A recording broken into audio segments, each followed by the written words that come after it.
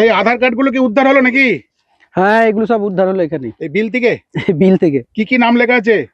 এই যেমন আপনার দেখছি সব এখানে যেমন আছে আমির হোসেন শেখ, তারপরে আপনার এটা আছে জাকির শেখ, তারপরে ফতেমা, তারপরে এটা আছে নাসিনা খাতুন, সুলতান শেখ, সুলতান শেখ, ফতেমা বিবি।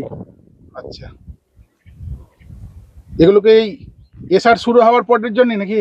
আমার তো মনে হচ্ছে তাই, নাহলে হঠাৎ করে এরকম তানিয়া মল্লিক। আচ্ছা, সবই সংখ্যালঘু, বেশিরভাগই সংখ্যালঘুর এখানে দেখতে পাচ্ছি। আরো আছে নাকি বিলের মধ্যে? এখনো 2-3 বস্তা আছে। ও, 2-3 বস্তা তুলতে পারেনি, এরা সাপের ভয় পাচ্ছে। পুলিশকে খবর দেওয়া হয়েছে? না না, এখনো কেউ এসে এমনি খবর দেয়নি। আমরা এখানে ছিলাম, এখানে আমাদেরই সব জমি জায়গা এখানে সব আছে, জমি আছে, তো এরা হঠাৎ করে এটা পায়, আমাকে যখন বলে আমি তখন আসি এখানে।